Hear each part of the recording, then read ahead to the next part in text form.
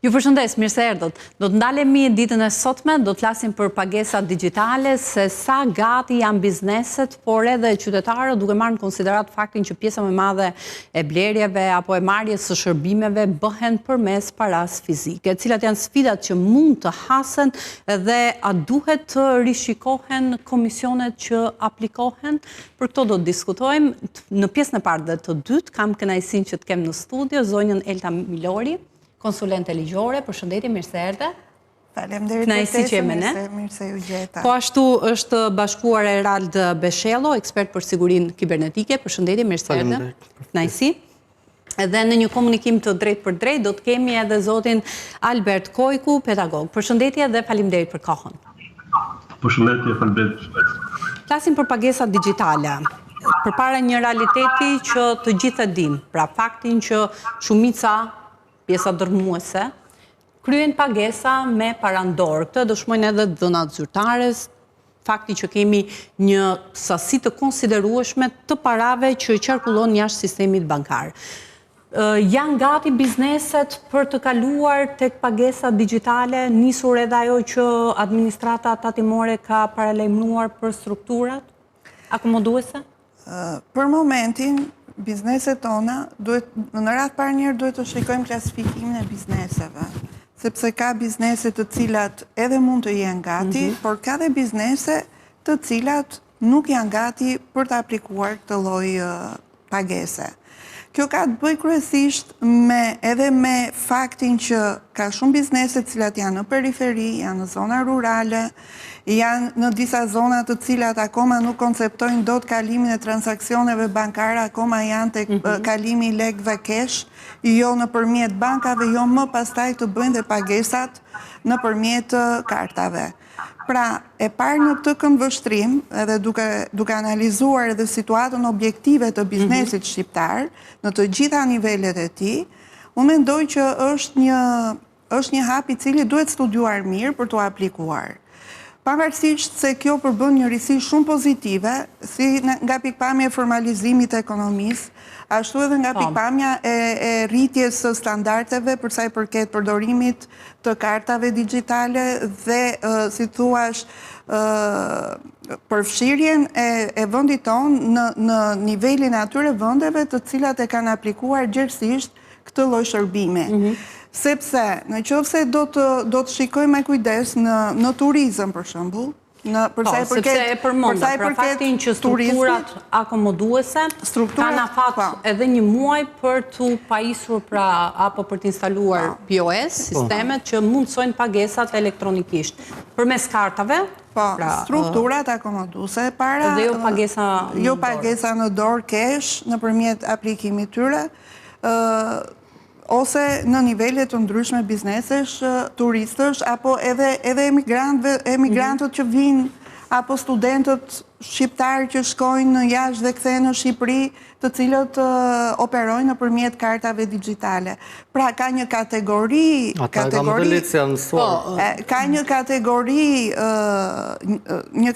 popullate për të cilët është shumë komode aplikimi kartave.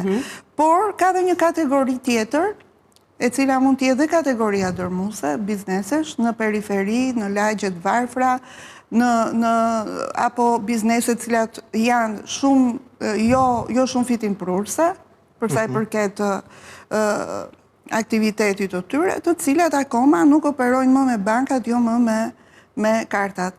Prandaj, për momentin duhet bërë një studim më i hollësishëm, duhet dhënë një farë kohe për të parë mënyrën e aplikimit të këtij lloji sistemi nga pagesat. Duhet jetë një periudhë tranzitore, nëpërmjet së kësaj periudhe të rishikohet edhe një herë mënyra se si të aplikohet gjerësisht kjo lloj pagese me kartë në të gjithë territorin e Shqipërisë, në mënyrë që të bëhet, si thuash, një risi e zakonshme, jo mos si diçka që... Po, por sigurisht që edhe kjo do kohën e vetë, pra nuk mund të bëhet në mënyrë të menjëhershme. Formalizimi ekonomisë fillimisht është menduar që nis në sektori turizmit dhe i shërbimeve, sepse përgjithsisht bizneset e mëdha janë ato të cilat edhe para se të hyjnë te ky ligj janë mësuar në një farë mënyrë me këto pagesat me karta krediti ose debiti. Mirë, por problemi qëndron jo vetëm në siç e tha zonja, në bizneset që janë në periferi, po mund ta klasifikojmë edhe tek bizneset që janë më tepër në kategorinë e bizneseve të vogla, të cilat nuk është se janë shumë të interesuar, sepse një pjesë e madhe e tyre ka një lloj, në thonjë Afrike nga fiskalizimi këtyre pagesave, sepse gjatë gjithë kësaj kohe janë mësuar që një pjesë të madhe të ardhurat e tyre të marrin në mënyrë informale dhe kalimi i detyrueshëm brenda fundit të majit me deri në fund të majit është afati për të vazhduar me pagesa normale dhe pastaj të kalojmë me pagesa me bankë, me kartë kreditjes së debiti, do i detyronte më njëherë të përjetoni një shok në një farë mënyre. Pastaj përveç faktit të kësaj ato kanë edhe disa probleme të tjera, se duke qenë se janë biznese të vogla, duhet paguajnë komisionet e bankare. Një shqetësim që është ngritur këtu edhe nga dhe përveç kësaj edhe tarifa që janë diku ke 10 euro në muaj. Në një formë që raj, që e di unë që e kanë këto zakonisht këto i post, por edhe këto komisione që janë nga 2.4 deri në 3% variojnë, që po ta krahasojmë me vendet europiane janë komisione shumë më të larta. Ka vende për shembull, vende skandinave që kanë 0%, ka vende si Franca e tjera që kanë 0.2 deri në 0.3%. Kështu që për këto bizneset e vogla është një problem shumë i madh. Kjo përveç edhe pjesës së njohurive teknike që mund ta kenë disa prej tyre, sepse mund të kemi bujtina ose ku ta diun biznese shumë të vogla që administrohen nga persona të cilët nuk e se kanë shumë njohuri teknike në lidhje me këto. Pra ka një sër, zote Kojku, ka një sër sfidash që parashtrohen. Nisur nga çfarë është mund të duket pra e parëndësishme, por qasja, mentaliteti, kultura, për të kaluar nga një formë që është tetë e përhapur parandor në pagesa elektronike apo pagesa digjitale, dhe nga ana tjetër kemi sipërmarrje të vogla të cilat nuk janë të përgatitura për këtë kapërcim apo për këtë risi, nëse mund ta konsiderojmë të tillë, por edhe komisionet që aplikohen, që shpeshherë dhe jo shpeshherë, po duke e krahasuar me vendet e tjera janë më të larta dhe që janë më të vështira për të përballuar. E kishim u parashtrua edhe në studio kur u diskutua kjo çështje dhe është kërkuar që të rishikohen komisionet, duke qenë se janë kosto e shtuar për sipërmarrjen. Ka të tjera sfida, gjykoni që ka të tjera sfida në këtë drejtim? Mendoj që sfidat kryesore lidhen me sigurinë kibernetike dhe besimin. Sa më shumë të digitalizohet ekonomia, aq më shumë rritet edhe eksponimi ndaj bashkëtrimeve online dhe sulmeve të ndryshme kibernetike të cilat mund ndodhin. Sfidë tjetër mendoj që është edhe edukimi digjital. Si dhe aksesi i dobët i internetit të disa nga zonat. Këto janë sfida kryesore, mendoj.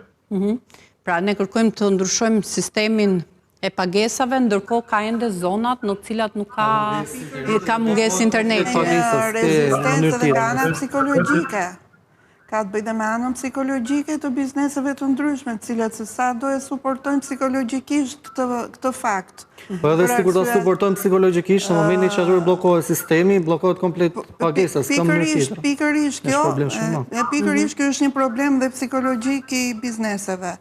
Dhe një rol të rëndësishëm këtu duhet luajë edhe legjislacioni tatimor për sa i përket ndryshimeve dhe risive që sjell aplikimi i pagesave me karta.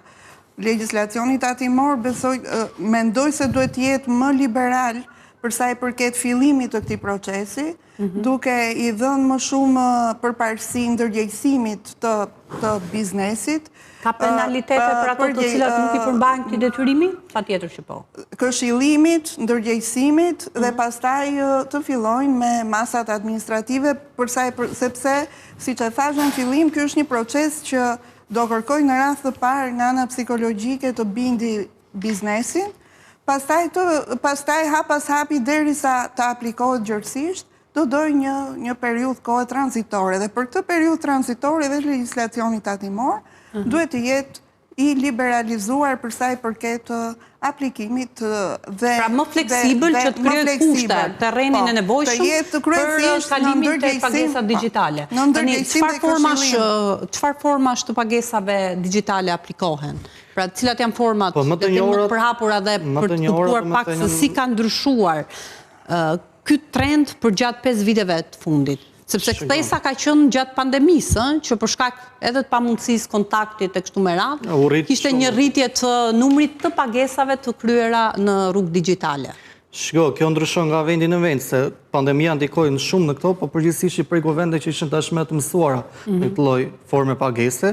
Përgjithsisht njëjtë janë kartat e debitit dhe kreditit, po edhe aplikacione ose portofole digjitale me të cilat mund të bësh pagesa, po këto bëhen nga të rinjt. Në Shqipëri, domethënë, mjafton të përmeni faktin që kemi 700 apo më tepër 700.000 apo më tepër pensionistë, dhe edhe sikur ata të mësohen si t'i përdorin këto, prap ka një lloj skepticizmi për shkak të moshës së tyre ndaj teknologjisë. Dhe kjo është një problem shumë i madh, domethënë po ta marrim vetëm në këtë kontekst, po ka edhe probleme të tjera, jo vetëm të moshuarit, ka të tjerë të cilët kanë mosbesim ndaj privatësisë. Te këto pasiguritë ndoshta që i bëjnë njerëzit të hezitojnë, por duke mbetur tek ana e bizneseve. Pra, futja e këtyre metodave të reja për kryerjen e pagesave. Sa të gatshme janë ato ta bëjnë gjë të tillë? Shiko, bizneset, unë thash... Dhe si jemi në raport qoftë edhe me vendet e tjera të rajonit? Kjo është edhe pak çështje kulture, se ka vendet të cilat e kanë, domethënë, ka vend që kanë arritur deri aty sa vendosin qipa dhe i bëjnë pagesat me qip. Për shembull, vendet nordike në mos gaboj kanë një përqindje gati 99% kryen. Po përgjithsisht këto bizneset e mëdha nuk e kanë fare problem, se ato duke qenë se kanë operuar për një farë kohë edhe me turistë huaj ose me kështu, e kanë diçka të zakonshme. Problemi është me këto të vogla që janë ose në zona thella si zonja ku ka mungesë interneti dhe bllokohet komplet sistemi, ose të cilat punojnë në një farë mënyrë pak më informalitete dhe nuk duan që të preket kjo pjesa e fitimit të tyre. Edhe tarifa që paguajnë komisionet, prap nuk u intereson, duke qenë se janë bizneset të vogla, i preken direkt te financat e tyre.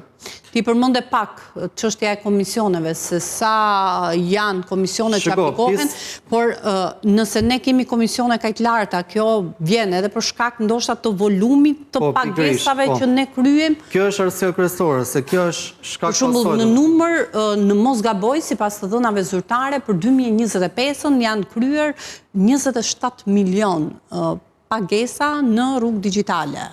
Shiko, kjo e pagesave në rrugë digjitale... Ndikon volumi pra, në përcaktimin e komisioneve? Në përcaktimin e komisioneve, sepse sa mi ullet volumi, do detyrohen dhe bankat, ose kompani që merren me këto pajisjet e postit, që të vendosin komisionet larta për të diversifikuar edhe ato koston e mirëmbajtjes ose të pajisjeve, sepse vërtet ne shkojmë aty dhe bëjmë pagesë me kartë debiti, por nuk e dim që është një rrjet i madh, domethënë, i cili punon në prapaskim për të na mundësuar neve këtë, që nga bankat, që nga kompanitë që merren me postë, që nga kompanitë e internetit që mundsojnë ofrimin e internetit në këto zona, madje edhe kompanitë ndërkombëtare si Mastercard dhe Visa që suportojnë këtë. Duhet jetë edhe banka qendrore e cila duhet ketë, siç ka ndodhur në vendet europiane, në Francë, së fundmi, që të ketë politika që të ndikojë për ta ulur këtë. Mirë po, unë mendoj se me kalimin e kohës, me rritjen e numrit të përdorimit të pagesave në mënyrë digjitale, do ulen edhe këto koste, sepse siç e thash edhe në fillim, do ulet domethënë do ulet kostoja e mirëmbajtjes ose këtyre pajisjeve nga ana e bankave dhe institucioneve të ndryshme që ofrojnë. Është diçka që vjen shkak pasojë. Ndërkohë, zoti Kojku, lidhur me ato që ju e konsideruat sfidë, pra në momentin që ne ekspozohemi apo gjendemi përpara këtij realiteti ku gjitha pagesat apo pagesat, le të themi, bëhen në rrugë digjitale. Siguria kibernetike, pra aq sa ne ekspozohemi në të njëjtën nivel edhe duhet të forcojmë mekanizmat e mbrojtjes?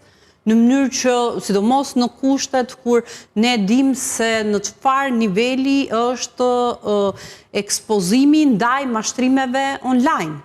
Phishing, që ndryshme. Po, kështu që në këto kushte, sa e rëndësishme është që në të njëjtën val, pra në të njëjtin ritëm që rritet shkalla e penetrimit të pagesave digjitale, të forcohen edhe mekanizmat e mbrojtjes. E para, do të them që publiku i gjerë duhet të di dallimin ndërmjet pagesave digjitale dhe ato cash fizike, dhe duhet të krijohet një qartësi. Po. Duke përfshirë të gjithë aplikacionet që janë kartat bankare, aplikacionet mobilare, banking online, transfertat elektronike, dhe duhet që populli ose qytetarët të njihen me sfidat kryesore dhe se si ato tani të mos mashtrohen nga konsulve kibernetike. Forma e parë kryesore e mashtrimit është phishing ose peshkimi, me anë të mesazheve falso, të cilat mund vinë në SMS apo mund vinë edhe në email. Do të kemë parasysh, do të kemë kujdes qytetarët që të mos klikojnë linqe të cilat ato nuk kanë njohuri për ta. Sepse me të vërtet në mesazhet tona, qofshin në telefon, edhe ne si ekspert ose si pedagog, shpesh kemi hasur mesazhe të tilla të cilat na kanë ardhur dhe kanë qenë mesazhe jorse, të cilat e shtyen qytetarin Po, askush nga ne nuk është imun ndaj këtyre tentativave për duhet kemi kujdes dhe është mirë që të njohim kushtet tanë të cilët kemi të afërt në të lartë, sepse shpeshherë mund të arrijmë mesazhe nga shtete të ndryshme të cilat na ofrojnë shuma të mëdha parash Po, edhe këto janë mesazhe shumë të zakonshme. Do të ndroja pak te pjesa që këta bëjnë një lloj ta mbaroj argumentin, po, mbarojeni edhe gjithashtu duhet të kemë kujdes edhe nga faqet online të cilat mund të jenë faqe mashtruese, të cilat në format mund të duket sikur janë banka apo institucione financiare, por në të vërtetë pas tyre fshihen këto mashtrime. Dhe me qëllim që të mbrohen, duhet të shtohet kujdesi dhe nëse me lejoni duhet që përmendi disa nga format e kujdesit. Qytetarët duhet të mos klikojnë të këto linqe, njëkohësisht duhet që kodet, OTP dhe pinet mos u japin personave të cilët nuk duhet t'i marrin, apo janë private. Të bëjnë kujdes me dhënat e tyre personale. Dhe duhet të theksoj që edhe pasportet duhet të jenë sa më të forta, dhe këtu fjalën i fortë do të thotë që pasporti të ketë karaktere me gërmat të mëdha, të vogla, numra, shenja, me qëllim që të forcohet sa më tepër pasportin njëkohësisht të kemi edhe autentifikim të difisht. Do të thotë në momentin që po kryhet një transfer bankare, të vijë mesazh në telefon për konfirmim dhe në të njëjtin moment të vijë edhe tek emaili. Do të theksoj këtu që në sigurinë kibernetike hallka më e dobët shpesh nuk është sistemi, po janë vetë përdoruesit, dhe këtu duhet të mësojmë fort që përdoruesit duhet të kenë shumë kujdes. Dhe nëse më lejoni gjithashtu duhet të përmend edhe për sa përket bizneseve. Bizneset duhet të bëjnë shumë kujdes, sepse nëse bizneset nuk do të investojnë në sistemet e sigurta, në trajnimin e stafit dhe mbrojtjen kibernetike, atëherë do të jetë problemi edhe tek biznesi, por njëkohësisht do të jetë problemi edhe tek qytetarët. E të ndryshe, digitalizim pa siguri do të ketë risk. Po era. Lidhur me mashtrimet. Shpjegoj pak, po te pjesa e phishing, domethënë, megjithëse shpjegoj, do thoya që është forma më klasike e mashtrimit, që përdorin edhe këta që në thonjë se janë me Forex, po që mashtrojnë në qytetarë të huaj, që shfaqen sikur maskohen, sikur janë në një bankë ose në institucion financiar, ndonjë lloj poste, po në fakt nuk janë kështu, dhe ju dërgojnë qoftë email, qoftë mesazhe, për shembull klikon tek ky linku sepse do të mbyllet llogaria bankare ose gjëra të ngjashme, dhe në moment që klikon hyn tek një faqe që duket se e vërtet, dhe ata e besojnë se vizualisht ashtu është, dhe fusin të dhënat e tyre, në këtë moment ju merren të dhënat dhe mund t'ju merren edhe parat, ka raste siç kemi dëgjuar edhe ne që ka ndodhur. Kjo është forma më e rrezikshme, domethënë pastaj ka edhe me mesazhe ndryshme ose emailë, po që përgjithsisht njerëzit janë mësuar nga këto dhe phishing është më e rrezikshme sepse duket fikse kur është diçka e vërtetë. Pra janë bërë më të ndërgjegjësuar qytetarët për të mos reaguar në mënyrë instinktive kur vjen një mesazh. Nga këto për mendimin tim kanë krijuar imunitet. Po momenti që dikush u paraqitet sikur është institucion bankar, është sofistikuar krimi. Pikërisht, se krimi me arritjen e pagesave digjitale normale, atje ku ka për të vjedhur, atje do shkojnë, do vjedhin, e kupton. Do synojnë edhe ata të sofistikohen në mënyrë që... Po, kush janë më të ekspozuar?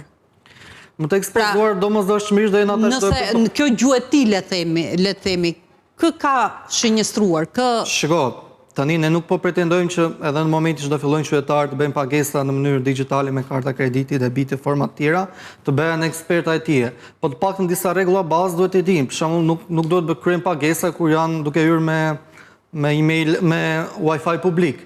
Kjo duhet të jenë, ta janë pjesa më ekspozuar, ata që hyn, domethënë nuk e din këtë lloj gjëje bazike, ose gjëja më thjesht fare nuk duhet të tregojnë kodet ose kodet e kartës kreditit ose fjalkalimet personave të tjerë.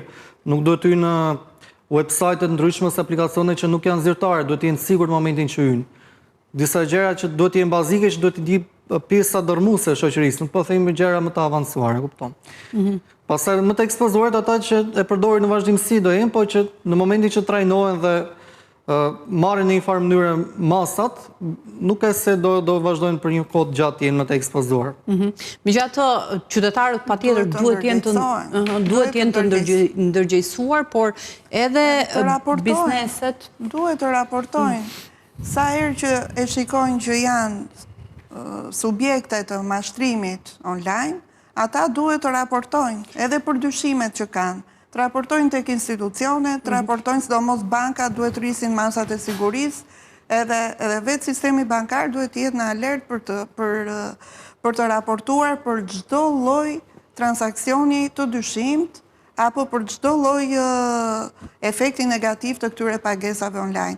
Pra, dy janë elementët kryesorë të cilët mund ta parandalojnë ligjërisht këtë, është në radhë parë ndërgjegjësimi i qytetarëve, në radhë të dytë është raportimi në organet ligjzbatuese për çdo lloj mashtrimi që do të ndodhi dhe aty pastaj do të hyjë në fuqi. Keni të dhëna se çfarë ka ndodhur që do thotë në raport me ato raste të cilat referohen. Çfarë ka ndodhur? Ka një rritje të numrit të rasteve, se kjo mund të kuptoj që ka një intensifikim të sulmeve dhe një ndërgjegjësim për t'i referuar apo për t'i adresuar. Unë sa i përket Shqipërisë, të tregojmë sinqert duke qenë se sa po hyjmë, domethënë jemi në tranzicion akoma, nuk e se kam të dhëna shumë sakta mbi numrin e këtyre. Jo, gjykimin tuaj nga në Europë shumë kam raste edhe nga shokë që punojnë që duke qenë se ka rënë shprehje prej këtyre vjedhjeve qytetarë të ndryshëm, ka banka në Angli ose në vende të tjera, të cilat përveç këtyre masave mekanizmave klasik që kanë përdorur gjithmonë, nuk i autorizojnë në një farë mënyrë klientit që të rrishin parat pa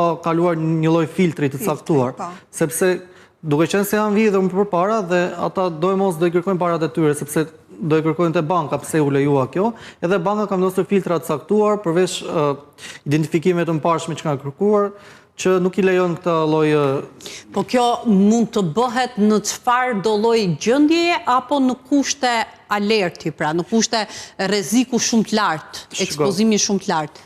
Ka kritere të caktuar të cilat janë bërë tashmë bazike në gjitha këto banka, duke qenë se është mësuar në një farë mënyre skema që përdorin këta.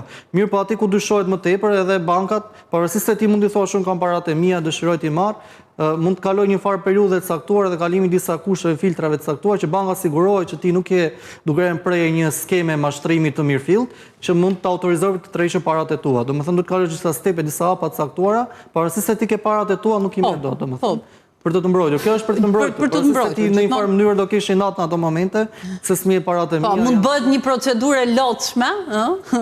Po që kjo është për të mirën e tyre dhe sa më tepër sofistikohen këto vjedhje, do detyrojnë dhe sistemi bankar dhe sistemet tjera financiare që të sofistikojnë dhe ato mekanizme. Përpara se të shkojmë në publicitet, zoti Kojku, sa e rëndësishme është që përkundrejt këtyre sulmeve që mund të vinë, sa e rëndësishme është që të forcohen mekanizmat e mbrojtjes dhe sa gati dhe sa në gjendje janë bizneset në Shqipëri ta bëjnë një gjë të tillë? E para, sulmet do të ketë gjithmonë dhe si qytetarët ashtu edhe bizneset duhet të jenë të parapërgatitur për ta. Normalisht që fillimisht të takojnë bizneseve që të tregohen më të sigurta dhe kjo duhet të jetë nëpërmjet updatimit gjithmonë rreth ndryshimeve që ndodhin në zhvillimin e teknologjisë, njëkohësisht duhet që edhe stafi i tyre të jetë i mirë trajnuar në çfarë do lloj situate dhe njëkohësisht të rritet edhe siguria kibernetike. Por duhet të dimë që duhet të njoftojmë qytetarët që këto pagesa digjitale kanë avantazhe dhe krahas frikës dhe sfidave duhet të njihen me avantazhet kryesore të cilat kanë këto pagesa digjitale, duke përfshirë komoditet dhe shpejtësi. Do të kursejmë kohë. Bizneset do të menaxhojnë më mirë transaksionet e tyre, ndërsa shteti përfiton shumë nëpërmjet transparencës dhe informatizimit të ekonomisë. Formalizimit të ekonomisë, patjetër. Po, pagesat digjitale janë pjesë e ekonomisë moderne tashmë dhe duhet ta pranojmë diçka të tillë. Megjithatë, si mund të arrihet drejt kësaj, sepse është edhe objektivi i kësaj qeverie, pra cashless deri në 2030-ën, se si mund të mundsohet një gjë e tillë, edhe do t'i rikthehemi pak faktit që sot 1/3 e popullsisë, duke ju referuar pensionistëve, vetëm 10% e tyre, pra më shumë se 700.000 të moshuar, vetëm 10%, ndoshta edhe më pak, arrin që sot ta marrin pensionin përmes bankës. Pra kanë një llogari bankare dhe tërheqin pensionin përmes bankës. Sa sfiduese mund të jetë për këtë kategori, përpara këtij fakti, por edhe faktit që janë të pamësuar, ndoshta me zhvillimin teknologjik dhe gjitha këto avancimet, shtoj edhe një pasiguri tjetër se çfarë mund të ndodhë nëse pagesën e bëjmë online, nëse paguajmë më shumë, na mbahen më shumë e kështu me radhë. Ka publicitet dhe i diskutojmë këto në pjesën e dytë.